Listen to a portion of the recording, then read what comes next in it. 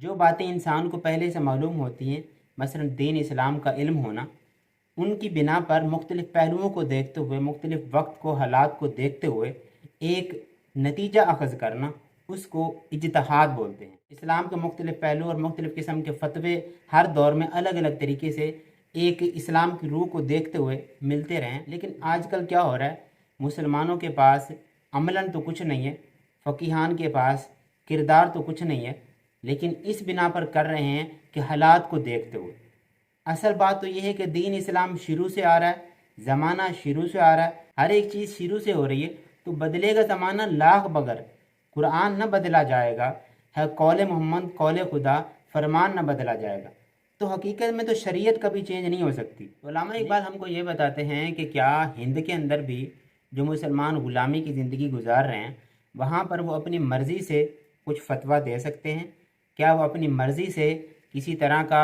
اجتہاد کر سکتے ہیں، یا حالات کی بنا پر کریں گے؟ اصل بات تو یہ ہے کہ جس طرح کا بھی اجتہاد ہو، اس میں اسلام کی روح کو نقصان نہیں پہنچنا چاہیے۔ اسلام کا جو اصل بنیاد ہے نا، اصل اساس ہے، اس کو کسی قسم کا کوئی نقصان نہیں پہنچنا چاہیے۔ اس بنا پر اگر کسی طرح کا کوئی اتحاد ہوتا ہے تو وہ اتحاد کہلاتا ہے، لیکن اگر اس سے ہٹ کر کسی قسم کا اتحاد ہوتا ہے نا، تو وہ غلامی والا فیصلہ ہی ہو سکتا ہے، اس کو ہم اسلام کے روح والا فیصلہ نہیں کہہ سکتے۔ تو علامہ اقبال اس میں یہ کہتے ہیں، ہند میں حکمت دین کوئی کہاں سے لائے، نہ کہیں لذت کردار نہ افکار عمیق، ہلکا شوق میں وہ جرات اندیشہ کہاں، آہ محکومی و تقلید و زوال تحقیق، خود بدلتے نہیں قرآن کو بدل دیتے ہیں، ہوئے کس قدر فقیہان حرم بے توفیق۔ ان غلاموں کا یہ مسلک ہے کہ ناقص ہے کتاب، سکھاتی نہیں مومن کو غلامی کے طریقے۔ اس وقت جو ہند کے مسلمان تھے، چونکہ وہاں پر انگریز کی حکومت تھی، تو انہی کی مرضی کے مطابق اگر فیصلہ ہوتا تو ٹھیک ہے، نہیں تو وہ لٹکا دیتے تھے۔ تو اس طرح سے جو کردار سے خالی لوگ تھے، جو حکمت سے خالی لوگ تھے، جو دین کی روح سے خالی لوگ تھے، وہ ان کی مرضی کے مطابق فیصلے کرنے لگ گئے۔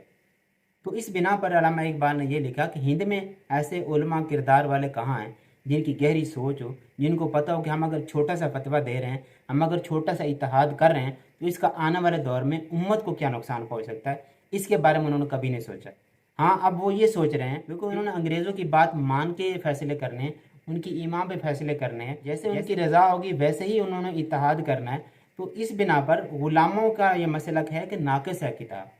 اللہ تعالیٰ نے قرآن پاک میں تو جہاد کا حکم دیا ہے، اپنے اوپر ظلم ہو رہا ہے تو اس کے خلاف جہاد کا حکم دیا ہے، اسلام کی سربلندی کی خاطر جہاد کا حکم دیا ہے۔ مسلمان جہاں پر غلامی کا شکار ہو رہے ہیں، وہاں پر ان کے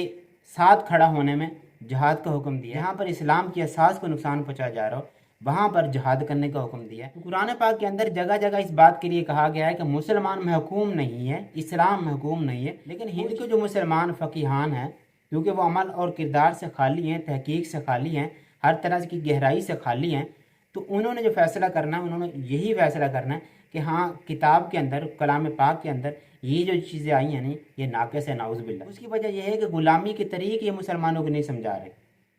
انگریز ان پر حکومت کر رہا ہے نا، تو ان کو غلام بن کے کیسے رہنا چاہیے، یہ بات ان کو سمجھائی نہیں جا رہی اس کتاب کے اندر، لہذا یہ کتاب نعوذ باللہ ناقص ہے۔ تو وہاں کے ہند کے جو فقیہان تھے، وہ اتنے زیادہ بے توفیق تھے، اتنے زیادہ بزدل تھے کہ انہوں نے بجائے اس کے کہ غلامی کو ناپسند کریں، غلامی کو اوپر سے پشت ڈالیں، انہوں نے غلامی کو اپنا لیا، اور مسلمان جو اس وقت جہاد کرنا چاہتے تھے، اس بات کے خلاف ہونا چاہتے تھے، اپنے آپ کو غلامی سے آزاد کرانا چاہتے تھے، ان کے خلاف انہوں نے فتوے دینے شروع کر دیے۔ دعا ہے کہ اللہ تعالی ہمیں روزانہ قرآن پاک پڑھ کر اس پر عمل کرنے والا بنائے، اور ہر طرح کی ذہنی، جسمانی، ہر طرح کی غلامی سے آزادی عطا فرمائے، اور ہمارے اندر وہ کردار کی روح پیدا کرے جس کی بنا پر ہم اللہ تعالیٰ کو ہر وقت حاضر نظر جانیں، اور ہر وقت اللہ تعالیٰ کی غلامی کو پسند کریں، نہ کہ کسی انسان یا کسی اور کی۔